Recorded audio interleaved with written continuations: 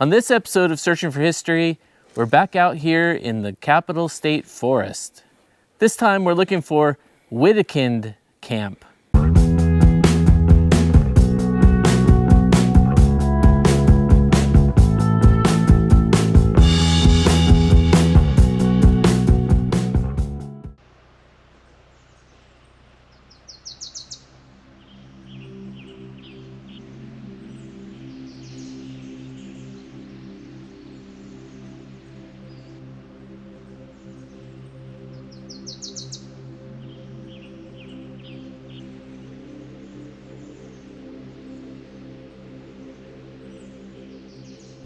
The stand of timber you see on the hill in the distance, that's Fuzzy Top, which we already have a video on.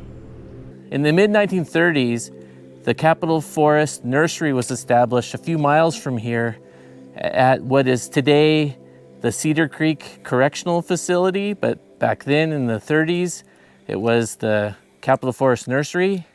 And that's where they grew literally millions of seedlings to plant the Capitol Forest back in the day. Wedekind Camp was more of a base camp where forest workers would stay and then be based out of here to then plant the surrounding area. So that's what we're going to try to find today is Wedekind Camp. Are you ready, Erin? Yeah, let's go. So on the map, it's supposed to be right around here somewhere, kind of in this saddle. I think I have a picture that I can show you guys, but if it was here, well, it was here, but I'm not seeing any signs of it. It's really beautiful out here, though. I suppose if you use your imagination, you can imagine a camp out here. So we're looking for, old trash from the 1930s, foundations of buildings, things like that. I've been told by a retired Department of Natural Resources employee that there are ruins of the camp, but finding them is not going to be easy. I think she's hunting the bugs. Oh. Hi. That's really odd. The fact it's perfectly flat with a right-angled corner like that. Yeah, it looks like some kind of human. Yeah, doesn't look natural.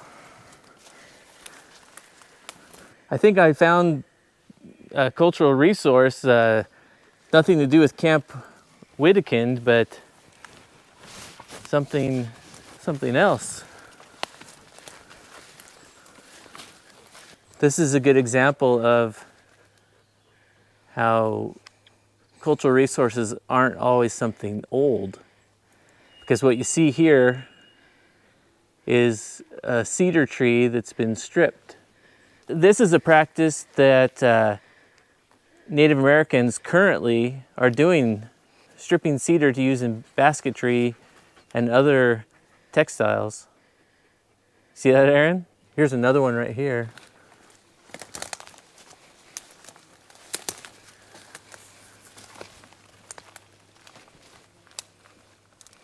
I'm assuming that Native Americans, one of the local tribes, has been up here doing this. It's pretty amazing. I never thought I would come across two culturally modified trees, right here as we were walking through the woods. And if you notice, they only were stripping it on one side, so it's not enough to kill the tree. And in fact, over the years, that'll actually heal over. We're on a trail. Had enough of this crashing through the woods. You're not a very good bushwhacker. No. I am seeing more and more stone up here, so apparently that was just natural stone. Here's a question for Garrett from Earth and Time. What kind of stone is this?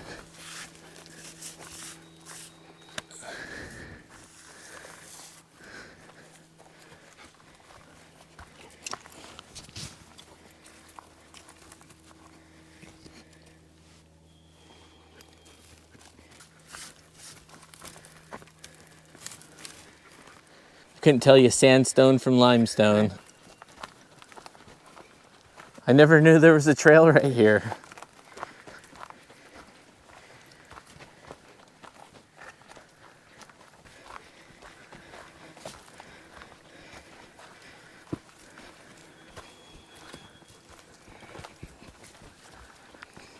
Apparently we're on the Porter Trail, and we don't want to go to Porter, although I think maybe it started at Porter and it's going somewhere else, but Wherever it goes, we don't want to go there. no, it's taking us way beyond the scope of this video, so we're going to start heading back and see if we can find Wedekind again. It is a nice trail, though.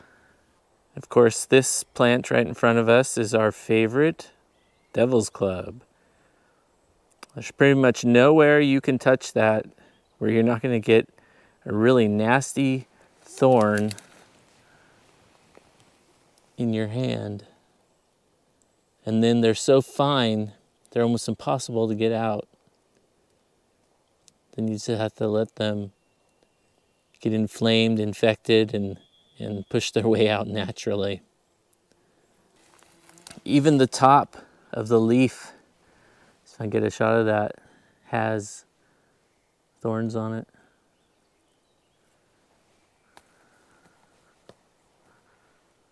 I think the fact that those stones we found are at right angles and just sitting on the surface means they're manufactured by people and they're not natural.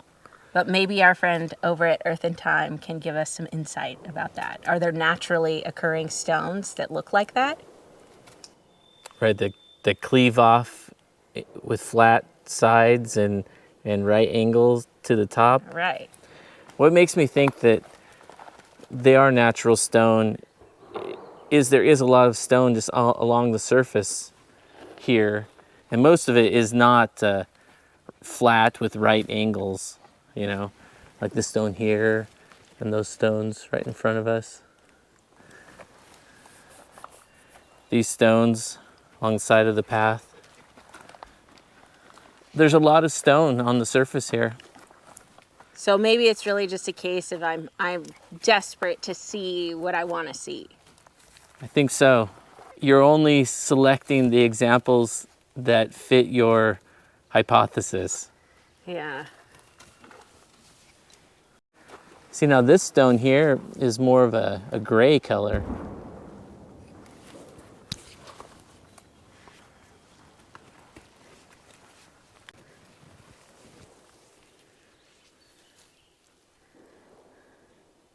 Well, I'm out here looking for signs of Wedekind Camp, and all the places I really know to look, you know, from talking to various DNR employees, and I can't find any evidence of it.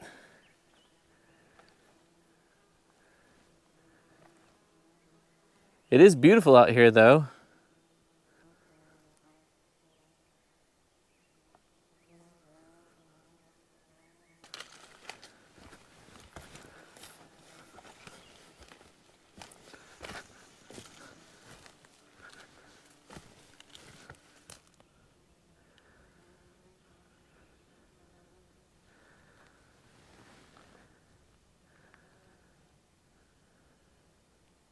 So right here on this part of the sea line, this is where a railroad grade used to go through. Now it's a logging road, but at one time this was a railroad. And so if you can imagine a steam locomotive pulling logs going down this grade.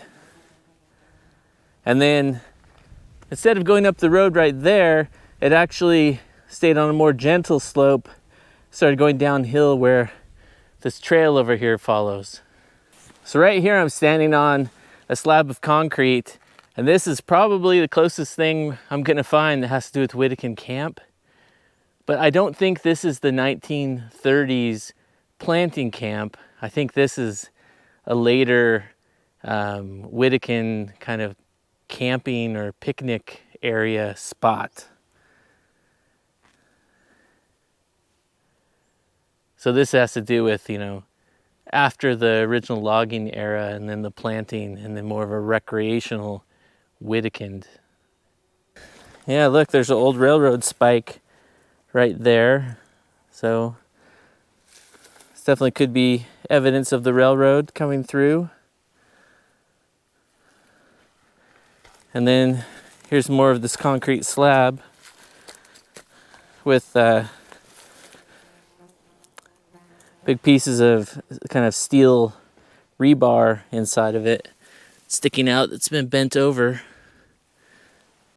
So right here on the trail, this is where the old railroad grade went.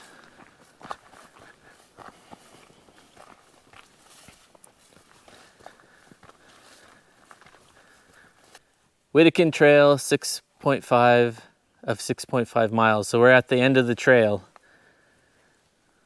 So way down on like Wattle Creek Road or something like that is where the trail probably started.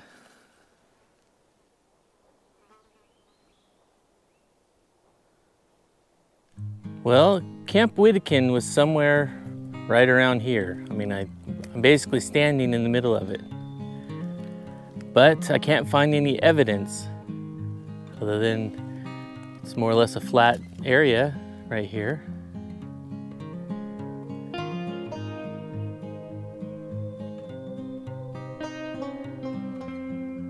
That was our video on Camp Wedekind. Unfortunately, we didn't really find much. I don't think we found anything that has to do with the 1930s camp itself. No, but sometimes that's what happens when you're searching for history. It's all about the search and not finding the history so much. It's true. I mean, we know it was around here somewhere on this flat area. If you compare this to the historic photos from the 40s that show the camp, I mean, it shows a rising hill in the background, so it definitely could be right here. It was really interesting to see the couple of culturally modified trees. I've never seen anything like that before, so that was pretty neat. Yeah, it's cool to think that local Native Americans are still coming up here and harvesting cedar for, for baskets and other textiles. Don't forget to like, share, comment on this video, and please subscribe to Searching for History. Thanks for watching.